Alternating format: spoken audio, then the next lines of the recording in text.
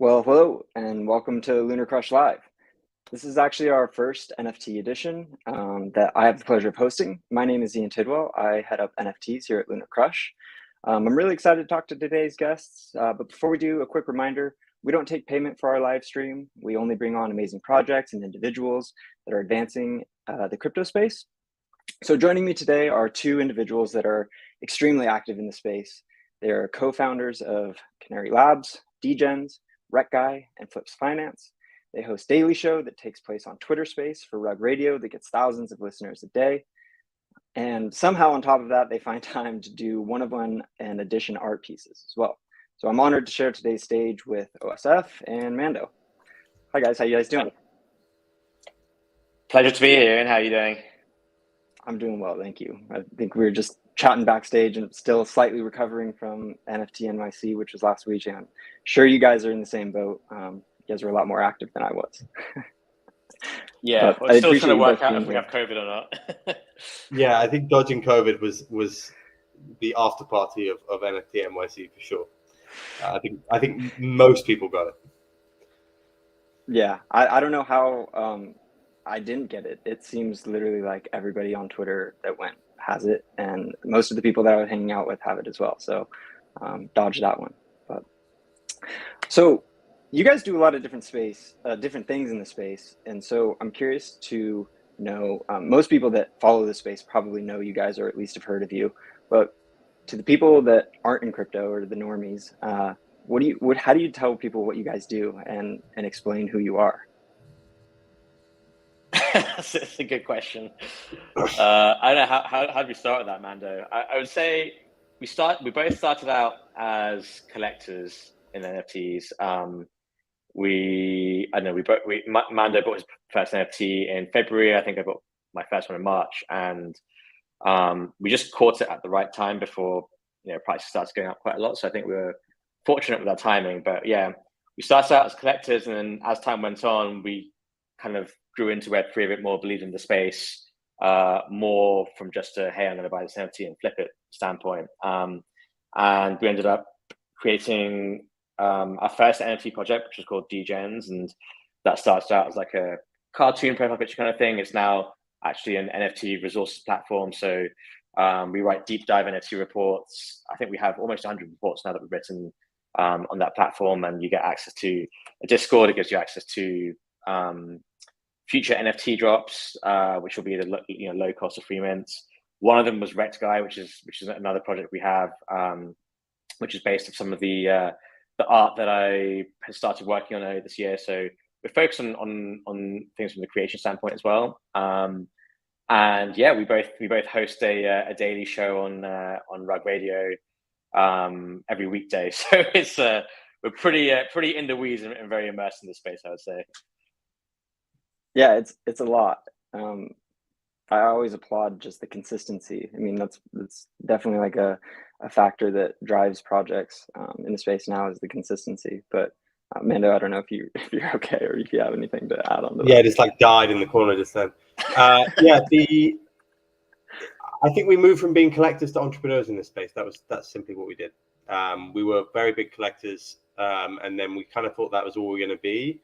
And as the space went on, or as time went on even, we kind of moved into the idea that, this became a funding vehicle for a bunch of different stuff. And then kind of at the start of this year, we were like, well, we should get involved in that a bit more. And we've naturally just kind of found ourselves either investing or creating companies in this space. And that's been really rewarding. It's a great place to be a business, be an entrepreneur. Actually, like you get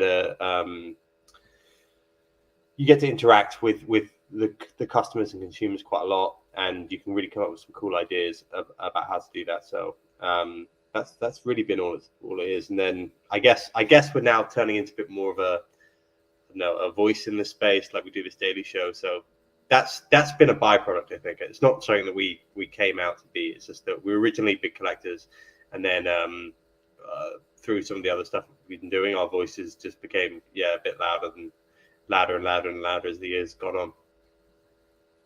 Yeah, I like that. I mean, I couldn't agree more. I come from an entrepreneurial background as well, and that was kind of the thing that turned me on to NFTs is the opportunity of this creator economy, and to now monetize these digital assets. So I completely agree. And both of you guys come from a traditional finance background.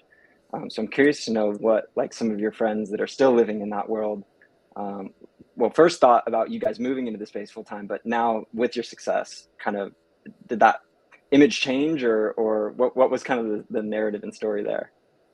Yeah, it's kind of a strange one. I think a lot of we used to be traders, so we used to be the collecting angle came a little bit natural to us. And when we quit to kind of do this full time, I think even then, like our idea was to kind of be collectors first. Now that we're kind of doing this business side of stuff, it's been a bit of a surprise, I think, for a few of them. But we get a lot of calls about people who want to kind of make the same jump. I don't know if OSF would agree. It feels as though I don't know, a lot of people find this space very rewarding and it's infectious. And I think a lot of people who are doing our traditional jobs before are kind of want to make that jump. Yeah, I think everyone is very intrigued. I think there's a lot of skepticism because we were definitely both skeptical on this before coming in. I mean, we only got into crypto in January 21, which is pretty late. It's quite late by the standards of people we speak to. And I think when you come from a traditional finance background, you're naturally skeptical on the space as a whole because you're so focused on like looking at formulas and calculations to figure out valuation, etc. And you just don't get that. You don't get that in crypto. I mean, maybe you get it for some tokens. You can look at tokenomics, I guess, a little bit. But you certainly don't get it for NFTs. So I think most people were very skeptical when we first quit to do this. I think a lot of people probably still are quite skeptical, and stuff went up quite a lot. It's also down quite a lot. It's still up a meaningful amount from when we started, but I would say people are curious but skeptical. But I think given it's been around for such a long time now, everyone agrees that you can't really deny it's something that's going to go away or can just be written off as like like a pump and dump or a short-term thing. So my expectation is that we move from traditional finance into crypto / NFTs. We know some people have made the same switch, but my guess is that you will see more of that transfer out of our old industry into this industry, because this is way more exciting. It's really geared towards people who like to trade or risk takers, and the returns that you make are hundreds and hundreds of times the returns you can make in our old industry. And you can come in and work for yourself. You don't have to work for a company or have a boss or anything like that. And it just takes a bit of a leap of faith to make it, I think. And we had that moment last year. Yeah, I completely agree. I think we're definitely like in this curiosity phase of adoption. It feels like I've got a little office set up here in my garage, and just like the other week, my mailman was like, what do you do? And told him that I do crypto. He's like, should I buy some Bitcoin? Like, what's going on there? So it definitely feels, it's still polarized. Some people are just like, no, not into it at all, but definitely feel like we've hit that curiosity phase. What do you feel that needs to happen to break through that curiosity phase to onboard the masses, and not see these down markets, and it feels like the participation goes way down during the down markets as well, or just completely exit? What needs to happen to kind of jump that hurdle? I think there needs to be a bit more regulation. I know when you say the word regulation, people who believe in like real decentralization or hardcore crypto people kind of turn their noses a little bit. But look, like at the end of the day, you saw what happened with 3AC this week. You saw what happened with Celsius. You saw what happened with Luna, and a lot of this was as a result of like lack of discipline, like not having proper policies in place. And these are things that can be fixed by just basic regulation. It's not regulation to like track your money and all that kind of stuff. It's regulation to be like, okay, like there needs to be like some proper risk structures and risk-taking disciplines in place. And I think that's one thing if it existed, because look, everyone who's been skeptical crypto, and last year it was like, oh, well, maybe I should start looking at this. Now, when you just see all these huge crashes and billions of dollars being lost, they're like, well, this is why it's an unregulated market. And I think that's one thing that needs to happen before we start to see like bigger institutional entry into the market, but also something to protect retail investors. Like Celsius Capital was a product for retail investors, and loads of people end up losing their money because of how they handled customer deposits, and that's something that shouldn't be allowed. You'd never be able to do that if you put your money into a checking account, for example. So I think these things need to happen. Like these things need to be fixed, and there needs to be some kind of oversight to protect retail investors and also to make institutional investors feel more comfortable in having a higher investment allocation into crypto, I'd say. Yeah, I would agree. I think DeFi needs regulation. I think for NFTs it's been a strange one. I think people thought initially it would just be some of the marketplaces like Coinbase NFT or being able to buy NFTs with credit cards or with cash. Increasingly, I think it's still going to be some of the bigger trends like gaming, or just like a killer app, like where people get NFT technology not just for the JPEGs. I think that's one of the most frustrating thing about being in NFTs, is that the first adoption was something like art, because it's very difficult to value. And I think people, if it started with ticketing or even with something like Step and Shoes, like people would have a much different relationship with them. Whereas I feel now people feel like they are this overvalued space which they don't really understand, and people are swapping monkey JPEGs for not even $100,000 now. But that seemed so detached from being able to onboard somebody.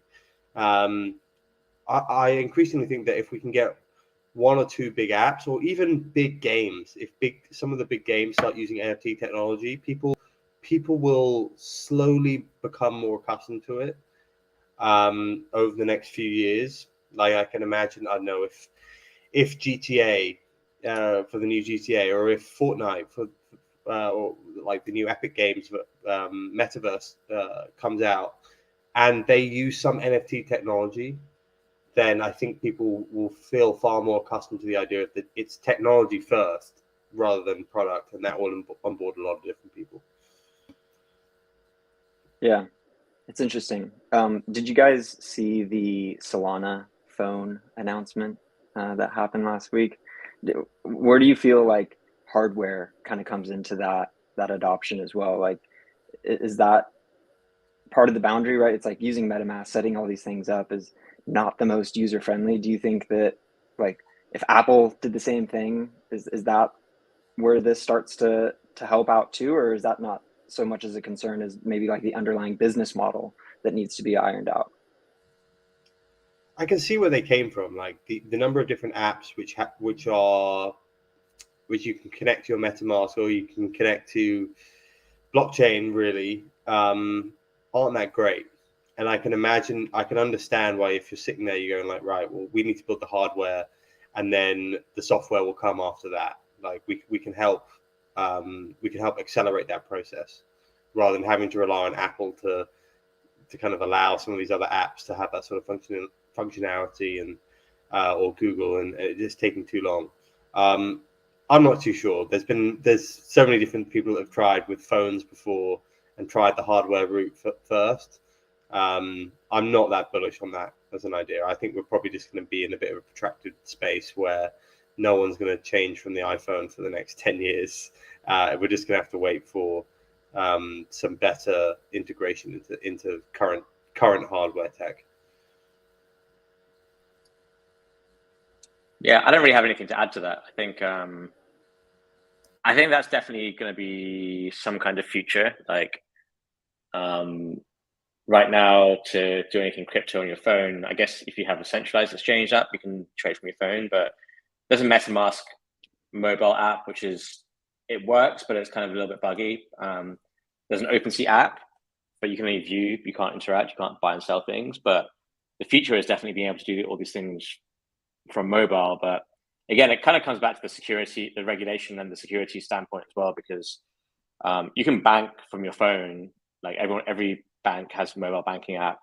You can gamble from your phone. Like every sports betting company has a mobile phone app. You can do all these things from your phone. You can trade stocks from your phone as well. Like there's obviously a Robinhood app. So there's no reason why that can't extend to. It exists for crypto with centralized exchanges, but there's no reason why that can't extend to NFTs, etc. And that's obviously a good opportunity for the market because we spend all our time on our phones. So improving that mobile experience, I think, will be a big thing to increase adoption. But it needs to be more secure. Like people getting hacked left, right, and center on their laptops and computers. So I can only imagine how bad it would be if people started doing stuff on their phones as well. So there just needs to be better security, I think, for that to take place. Yeah, it's interesting. I'm excited to see how things play out there. Let's talk about Degenz a little bit. So Degenz, you had talked about briefly in the beginning here, but that was your first project and it's evolved over time. And you get these great reports that you guys do, project reports and a daily kind of market summary. And just recently, you guys have airdropped the Degenz Access Pass. Do you guys want to talk about a little bit the future and what you're excited to build with that project? Yeah, so it's something. I mean, it's a project we made about a year ago, and we just revamped it into. We call it an NFT Resources platform. We started out by calling it an alpha group, but we think that just has the wrong connotations. Like most alpha groups these days are kind of like pump and dump groups, and either do coordinated things on crypto tokens, or they use their followers as exit liquidity, whatever it is. Like whatever they do is not really ethical. And within our group, we don't make calls. We don't say, hey, we should all buy ETH here, or hey, we should all buy this NFT project. That's not what we do. But what we do is we write commentary. Like we have daily commentary every day on traditional markets, crypto, NFTs. We write deep dive NFT reports. So far, we've been producing between 5 and 7 every week.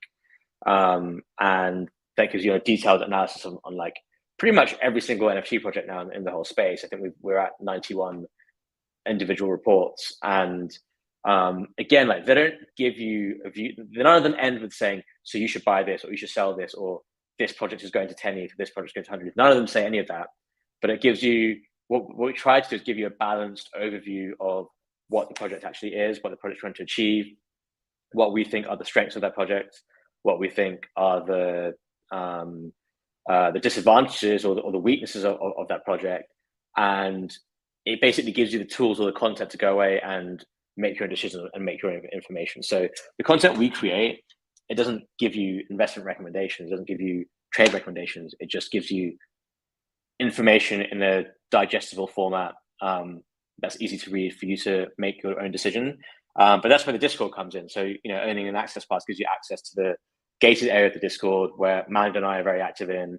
We have an active community, and within that you can discuss. So, someone might read the report on Doodles, and then we have discussion about it in the Discord, and then you can, hear lots of people's different opinions from lots of people. And I think the good thing about our Discord is we have a lot of our former friends and colleagues involved. It's quite a high caliber of intel and people who are smart, people who have a history in investing or in trading, and make rational decisions, or are always willing to describe their thought process and things. And so I think we have very, very good discussion in our Discord compared to others. And because it's all token gated and stuff, there's not too many people. It's a good amount of people so you can have a reasonable discussion. So that's all the like NFT content side of things on that. The other side that we're working on as well is an access to future NFT drops.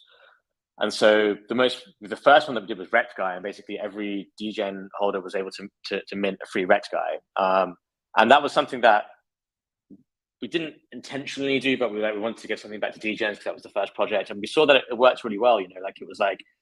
It turned that community into kind of like an access community. So we're in talks with we've started work with a couple of different artists on doing more NFT drops, and they may be down the line of profile picture projects, they may be down the line of art projects, but the idea is that there will also be like free or very low cost mints to the Degenz access pass holders, and it will kind of be like RektGuy, like you get to mint one, you get to have one, and then that's yours to have. And the idea is that you'll get more future mints. So we're working on 2 of them right now that we're hoping to get done I would say in the next quarter, in the next 2 or 3 months. And I think in both Michael and I's time in NFTs, we definitely built some strong relationships with some of the best artists. So we want to look to lever that into bringing that art towards Degenz platform and giving people free access, basically. It's cool. I love it. I'm in that community and in the Discord, and I'm a little bit more of a lurker than I am a participator at times. It's hard to be in so many different places and be active, but yeah, it's a lot of fun in there. Do you want to talk about what's kind of your personal, when you're going through these reports? I know that you have a team that helps you with it, but what are some of like the key indicators that you're looking at for a project, and what's kind of your process as you research a specific project? I mean, there's so many different areas to go look, right? We've got Discords, we've got Twitters, we've got sometimes token gated websites. What's that process, and what are those things that you're looking for? Yeah, I think one of the most important things for me is to understand if the creators of the project understand Web3 and understand NFTs. And look, I think in the last 12 months, there's been a ton of money into the space, so it can attract bad actors. That's always the risk. So I think for me, the main thing I'm looking for is like, do the creators have a history in NFTs, have a history in Web3, and are they coming to this with genuine intentions of wanting to create value rather than extort value? And that's it's not always an obvious thing to spot. And I think when you see a project that might come with saying like, hey, like we're going to create this brand, we're going to do, have this roadmap, we're going to create this token, and have all these different things, and then they don't really fulfill them, but they take in a load of money up front. It's kind of like, well, do these guys actually have the ability to go out and execute this and carry this out? And like starting an NFT project, having a stacked roadmap, it's no different to starting a company, really. You are then assessing project creators' ability to basically run an effective company. And the fact of the matter is, like, we've seen many projects fail because people haven't had experience in running companies. And so I think that's the most important thing. Like, has the creator, have they come in understanding what Web3 and NFTs are about, understanding that they need to actually create value and not extort value? And the second thing is, like, do they have the history or any background in actually running a company or an organization or anything like that, knowing how to make things successful, like coordinate communities and large groups of people? Like, all these things are important skill sets. And so the main thing for us is to have projects with doxed creators. If you have anonymous creators for your project, it's very tough to judge any of those things because you don't know their history, you don't know their ability, you don't know their career backgrounds or anything like that. So it's very hard to make judgment calls on that. And that's not to say all projects with anonymous founders will fail. Like Bored Ape Yacht Club, those founders were anonymous to begin with. Goblin Town was successful, like they were anonymous to begin with, right? So it's not to say all projects with anonymous founders will fail, but having doxed founders and being able to dig into their history and backgrounds and understand their intentions, I think is an extremely important filter for us. Anything that doesn't have that is a red flag or is a huge risk. It's a much bigger risk than other things. I think for us, that's probably the most important thing. And even within that, it's like, I don't know, you have a lot of celebrities coming to the space trying to sell things, and then they go, okay, cool, we'll sell this, we'll take the money, we'll move on to the next thing. Like, you want people who are coming in with a genuine commitment to spend a few years here building where they want to build, and understand the difference between being a collector and a consumer. And I think some projects are going down the line of like, let's just keep selling more NFT, let's keep expanding our whole ecosystem and increasing supply and earning more trading revenues, and that means we make more money, that means we get a higher valuation for when we get VC investment, and we'll just keep doing that, selling things to the consumer, just like you would if you were selling handbags to a consumer, or if you're selling watches or whatever it may be, cars, like clothing, anything. Like, it's about growing your ecosystem. But in those situations, it's just a consumer. Someone is buying the handbag, they wear the handbag, and that's it. And I think the power of Web3 and NFTs is treating your purchases as more than just a consumer, treating them as a collector and rewarding them throughout the process. And that's why Yuga Labs has been very successful. That's why other projects have been successful. But they understand that it's not just about selling something to a consumer and moving on and selling them more things. It's about making them feel like they're valued. But not only that, like, making them make money. Like that's why everyone wants to buy apes. Everyone made a shit ton of money on it, and that's what people in the NFT market want to have. The reality is they want to come in here and make money. So if you can make your collectors, not your consumers, if you can make your collectors feel like they're going to have some value into what they're owning, then I think you're on a path to success there. And I think we're definitely looking for people who understand that, because otherwise you're going to just end up selling things that will tend to zero in price. Yeah, look, I don't really know what else to agree with. We look at the team first, for sure.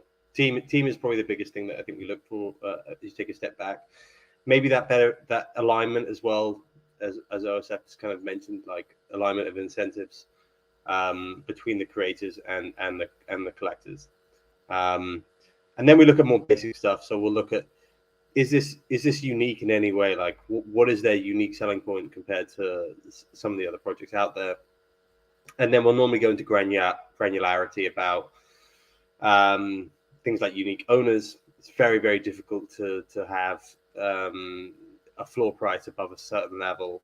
It used to be about 5 ETH, but now it's about 3 ETH. If you don't have unique owners above like 50%.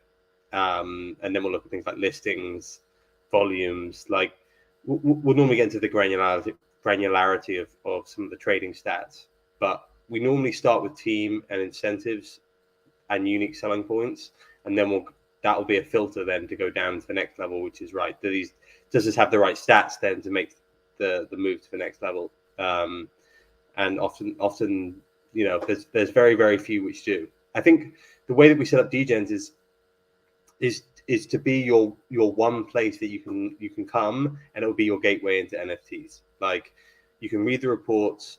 We have a focus on long-term investing, and we have a very high filter on what we actually think is a very good investment. Like I subscribe, and I think OSF would agree. We do subscribe to the idea that the vast majority of the stuff is going to go to zero. So your investment hurdle rate has got to be very, very high. And you've got to kind of be focusing on the ones which are built for the long term. You can make money flipping, but it's a difficult thing to do consistently be right. So our view is more on which of these have got the ability to last over a longer period, and then just picking those, and those will be your 100x's rather than trying to make 2x or like 1.5x trying to do a flip. Yeah, I've definitely done better for myself just buying things that I want to hold on to for a really long time than thinking that I'm going to sell it in a week or two to gain a quick flip, because I'm usually buying at the top and selling at the bottom. But that was our experience as well, and that's what we felt like was the what people were making errors with. People were focusing too much on that flip and not enough on that. Right? Okay, well, is this actually a unique project? Like, because then you're just really timing your exit, and that can be incredibly difficult. And sometimes it's based on stuff that you have no control over. Like if the market then tanks, then your strategy then is done terribly. Right, it's stressful as well. Yeah, which I feel like defeats the whole purpose of this. It's, you know, just want to make it fun and inclusive. I love what you guys talked about, you know, about the founders, and I want to talk a little bit about how being involved in different projects, you guys differentiate and think about building your personal brand alongside the brands of the companies and the projects that you're doing, right? It's like Degenz is completely separate from Rug Radio, but you guys still have a leading role in both entities, and so where mentally and maybe even like in your marketing strategy, how do you differentiate like your personal brand and the founders of each of these projects and the brand itself? It's a good question. I think when we set out at the start of this year with what we could do as entrepreneurs in this space, we come from an investing background, and I think a core belief running through everything that we do is that this is going to turn into an asset class in itself, and it's going to have a lot of the same things that the traditional asset classes have over, you know, stocks, bonds, everything, even the broader crypto space. So our general view is, right, well, people want research, people want daily commentary, people want listen to podcasts about the space, about creators in the space. So people might want like advisory work. People might want data analytics in terms of trading. And that's generally how we've set ourselves up. Like we have Degenz, which is as OSF kind of already pointed to, it's a way for you to come in, get a bunch of different information about projects if you don't know where to start, and you get daily commentary as well as like a Discord, which is more focused on being here for the long term investing in the space. And then we also have a kind of production house side of that. So we can also give you a stream of NFTs from top creators. And then we have a Rug Radio show, so we kind of talk regularly, and we're not on the Rug Radio team. We actually only just invested in Rug Radio. We just have a show. That's just the way Rug Radio is. It's decentralized. Like it's actually owned by the owners of the Genesis NFTs. We do own some of those NFTs, but we're not part of the core team. We're not employed by Rug Radio in any way. We just have a show. So that's more a platform with which we have our GM NFT show, and then we talk about everything that's going on in the space. Flips was something that we got involved in very early in the year. Flips.finance, which is like a data analytics platform. We liked their UI, UX. We felt as though data analytics, that was very, very important. There's going to be a lot of different people trying to do the same thing, but it really just depends on like you enjoying being on the website. So we really liked that one, and then we were like, well, we can help guide it and help build it over the next few months, and that's very close, I think, to kind of moving on to the next stage now. And yeah, then I think more broadly, we are also big collectors in the space. So we have this big behemoth of assets which we might end up spinning out in some way. But although I think we're involved in a few different things, if you look across Degenz and Flips and Radio and maybe broadly what Canary will end up being, they're all kind of related in the idea that we're setting ourselves up to be voices in this space which are akin to kind of people that you would advise in investing your money, and this is a space which is going to need that sort of advice and needs the tools to have that set up. So that's generally how we're trying to set ourselves up. OSF, I don't know if you have anything to add there, like on the art front, and kind of, touching that world separately from the business models, but. Yeah, it's the art side of things is interesting actually, because it's something that was a bit left field for us. Like, I think I started creating and selling stuff in September last year, but it was never really intended to be that big, and it started out very small. And as it got bigger, I guess we just saw it as an opportunity.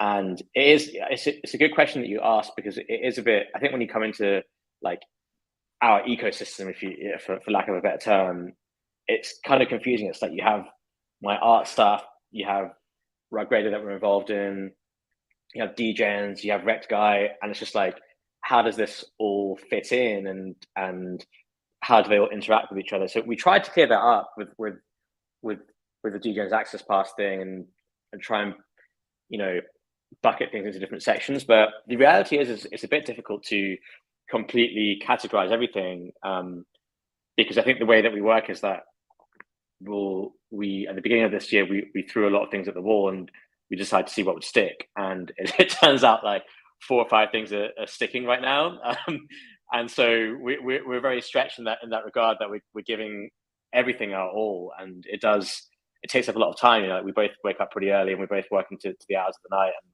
we go 7 days a week. So we're at a point now where like we're trying to do everything. We're trying to get it all into this whole like cohesive fashion, which is where Canary Labs sits at the top, and we kind of own / manage all these projects below it. So right now we're in the process of like bolstering our team and trying to figure out like where we need to recruit, where we need to hire, so that we can have some more resources to accelerate the growth of these projects, because we have a lot of ideas and we're working on a lot of things right now, but I think we could be faster if we had some helping hands. But yeah, it's how these all fit in together.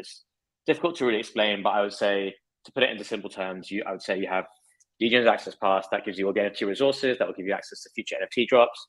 You have RektGuy, which is one of those NFT drops. Then you have my art, which is like one of one's editions that I've created and sold, and RektGuy is kind of like the product of that, and Degenz Access Pass. So you have those three things, and you have Canary Labs at the top, which is myself and Mando right now, which owns and creates and manages and organizes all that stuff below.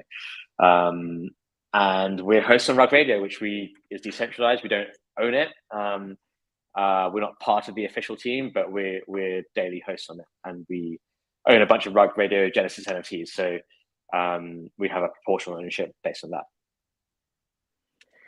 Not a bad position to be in. Better than sitting around twiddling your thumbs. I think it's cool. I think the big takeaway there is like lean into what you're good at and provide the value in the areas that you can provide value in. Seems like you guys have done that and are accomplishing that, and then just pull everything together as you go.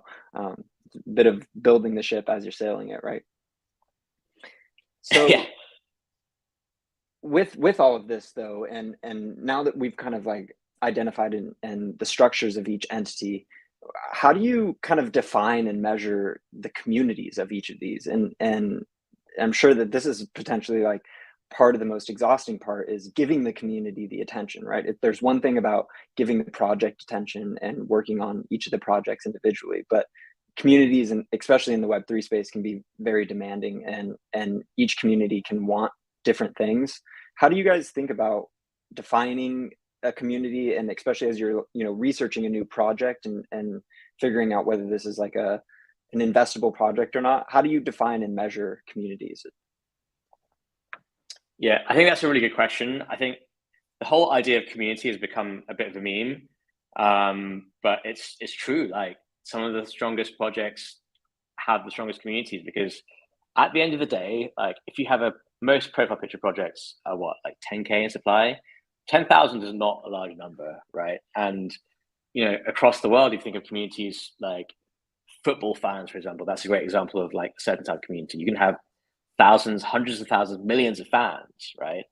And that football fans have the same kind of like tribalistic characteristics that some of these profile picture projects do. Like, at the end of the day, people always want to find like a sense of belonging, or find a group of people they like to hang out with. And that happens in real life. You hang out with your friends, like your friends in real life are part of your community, your family in real life are part of your community. But we also do have this online life or digital life, and a lot of us now have online or digital friends who are not our in real life friends, and it's a case of like finding a community that you like or fit into. So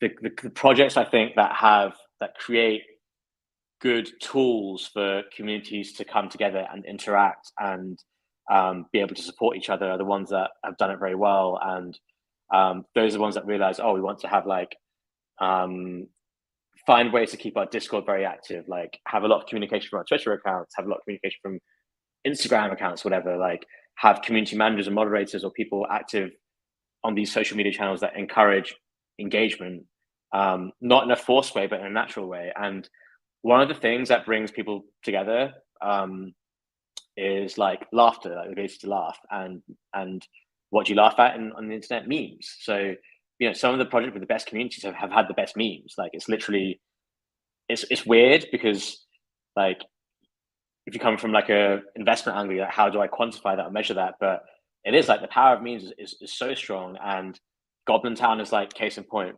classic example. Like, they just created this like amazing like backstory and meme around it, that the whole this project that was a free mint went to like a 5 or 6 seat floor. Like, people literally made 500 or 600 times their money on this thing.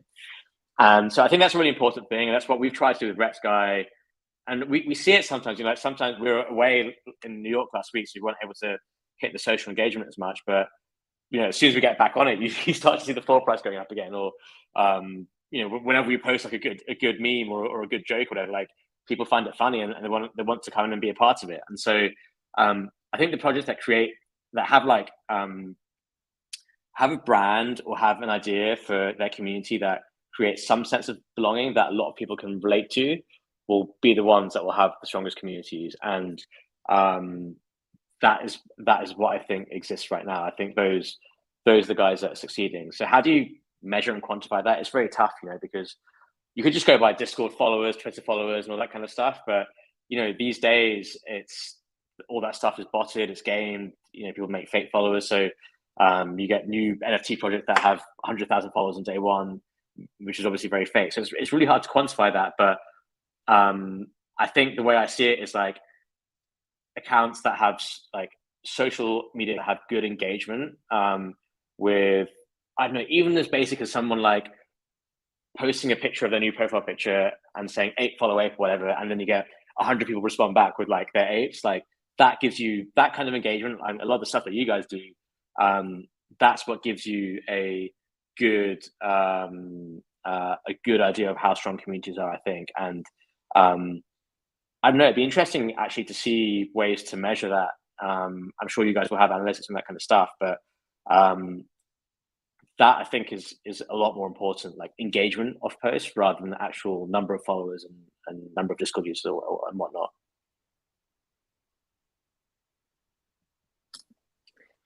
Yeah, I agree. It's interesting.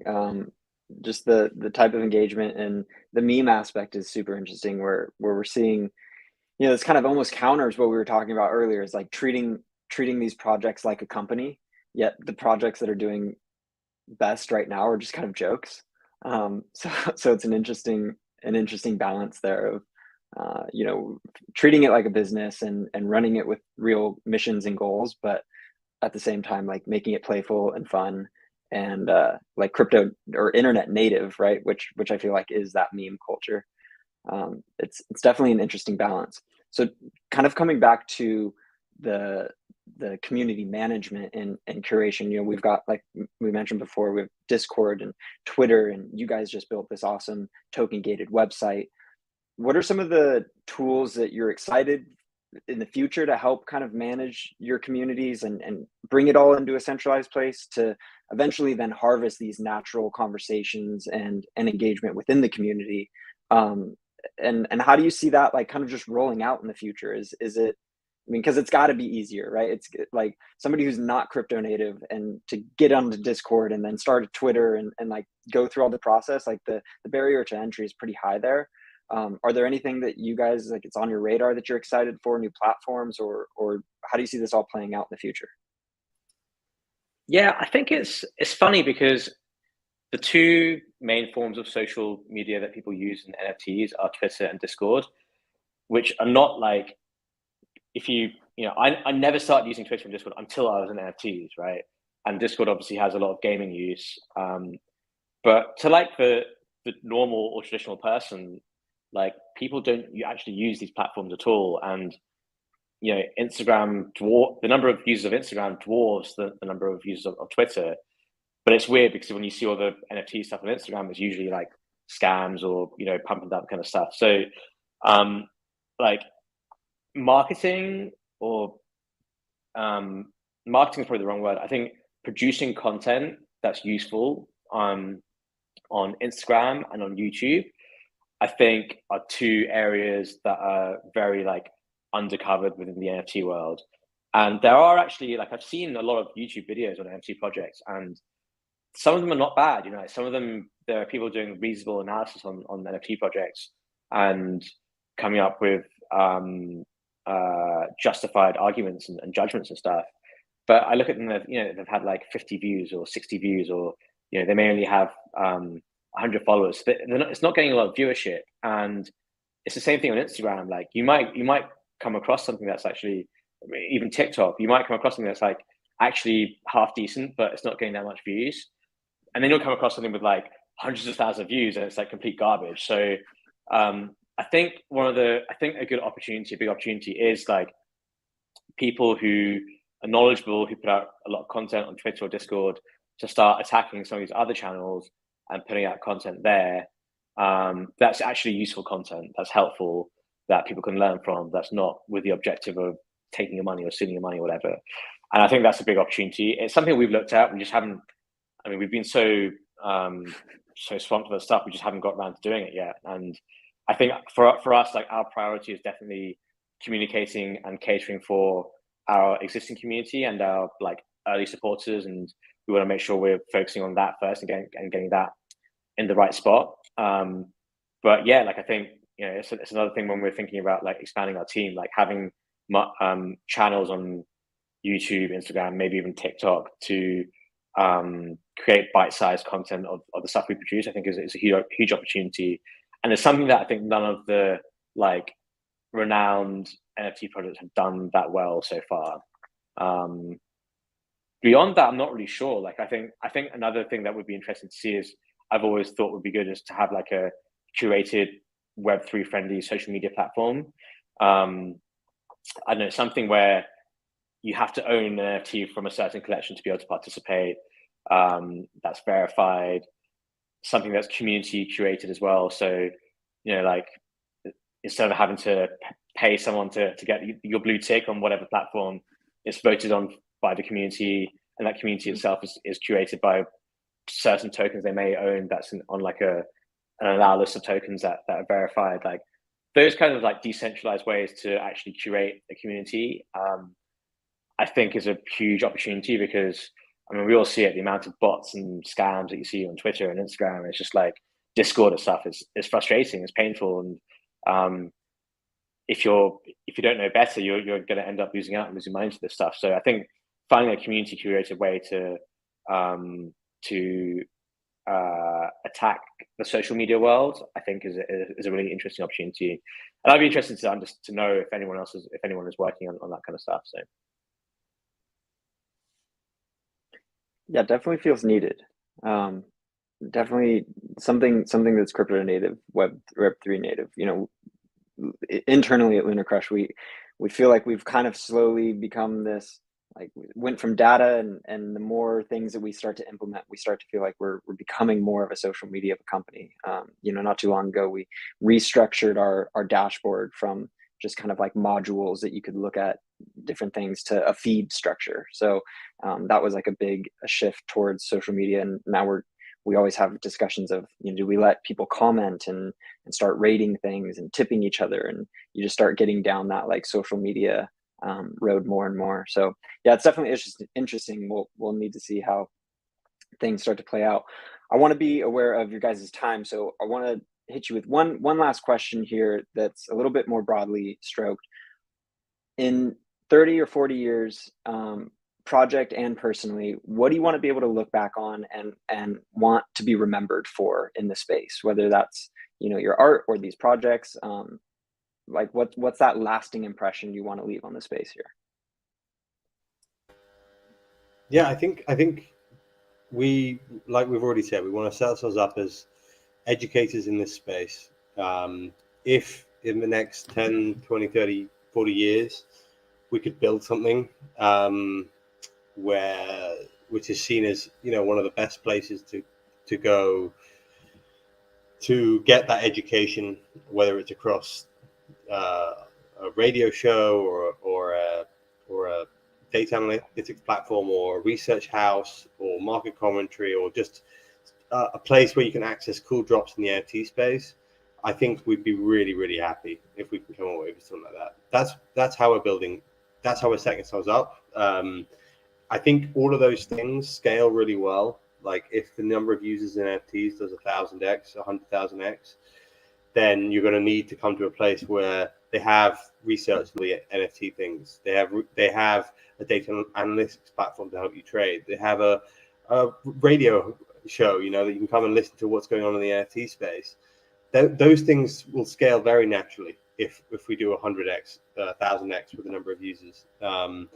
So I just hope that we kind of catch it as it scales, basically. I think for me, something that I feel quite strongly about is when you look at crypto, when you look at NFTs, when you look at stocks, whatever, or investing, like a very small percentage of people make a lot of money out of doing it because they know how to do it or they're in the know. And a lot of that also comes from at the cost of other people. And to extend on Michael's point from like wanting to be educated in the space, like I think both of us get genuine happiness when we like it's not like we tell someone to buy something, they make money from it, but when we're like, hey, this is how you should think about your investments, or this is how we think about it, and try and figure out if this helps you. If we can like impact as many people as we can, and help people make money in the space, or help people quit their full-time jobs to come in and make money in this stuff, whatever it might be. I think in a few years' time, if we could have as many people as possible saying, yeah, like I made this much money because of what OSF and Mando taught me, not because of what they told me to buy, but because of how they taught me to think about investing, or think about trading, or think about managing my money, then for me, I think that would be the most fulfilling thing. I think that's what we're focused on as well. We're focused on like, just like, how can we give as much education and content and tools so everyone can go away and like have the tool set to make their own decision, without having to, because let's be honest, like there's so many bad actors in the space saying buy this and buy this, and then it goes to zero, and then it's like, oh damn, I lost my money. And we just want to teach people to think for themselves and give them the armory to be able to do that. And I think if we can have as many people in 5 years' time saying, yeah, like now I know how to invest myself without anyone's help because of the tools that these guys taught me, or the content they provided, then I think that would be the most fulfilling thing for me, and for Michael as well, I'd say. I love it. Well, it's super refreshing to hear that your 50-year goal is completely in line with everything that you've already built. So I appreciate both of you spending the time to chat with me today, and I also appreciate all of the time that you give to this space, because you guys are accomplishing that already. I listen to the Reg radios pretty much every day when I walk the dog, so it's nice to get in on that and hear the analysis. So I appreciate you both. For everyone watching, be sure to follow these guys on Twitter and check them out every morning on Reg Radio, and we will talk to you guys backstage. Thanks again.